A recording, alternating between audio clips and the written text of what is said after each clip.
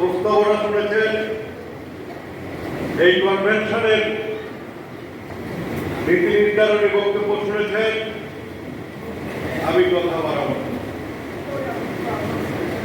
এখন যারা ক্ষমতায় আছেন তাদের প্রতি শুধুমাত্র একটা কথা বলবো, সাবধান।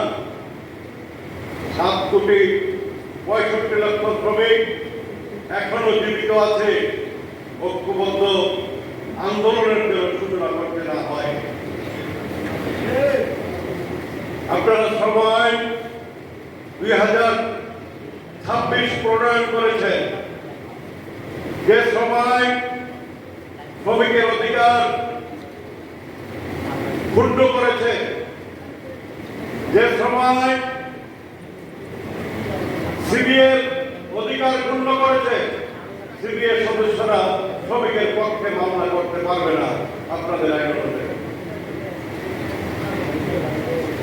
মাতৃত্বকালীন ছুটি পালিয়েছেন, কিন্তু তাদের পাওনা প্রাপ্য কমিয়ে দিয়েছেন। তাহলে গরুবের জুতাদানের কি দরকার ছিল? সংগ্রামী বন্ধুগণ, সাবেক শ্রমিকরা 10% কাজ করতে পারত ট্রেড ইউনিয়নে, সেইটাও নিষিদ্ধ করে ফেলেছেন। তাহলে এমন একটা জায়গা তৈরি হলো যে বাংলাদেশে আর ট্রেড ইউনিয়ন করা সম্ভব না। আর যদি ট্রেড ইউনিয়ন না করা যায়, তাহলে শ্রমিকরা অভ্যুত্থান করা ছাড়া, বিপ্লব করা ছাড়া আর করবে কি? সামনে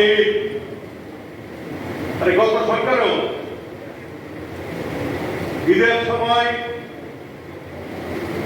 শ্রমিকদের যারা পাওনা দেওয়ার সুনির্দিষ্ট তারিখ নির্ধারণ করে দিয়েছিল। গতকাল ত্রিপক্ষীয় কমিটির সভা হয়েছে, আপনারা মালিক শ্রমিকদের উপর ছেড়ে দিয়েছেন। মালিকরা মে মাসের বেতনটাও পুরোটা দেবে বলে মনে হয় না। মালিকরা বলছে মে মাসের বেতন জুন মাসের 7 তারিখে তাদের পাওয়া। আইন দেখাচ্ছেন, এই আইন অনেকেরই ছিল।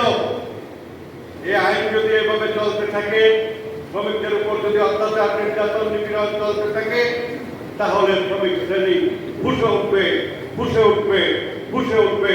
এবং সেই ফুসে ওঠার মধ্য দিয়ে বাংলাদেশকে শ্রমিক শ্রেণী কিভাবে একটা উন্নত রাষ্ট্রে পরিণত করতে হয় সে পথ বেছে নেবে।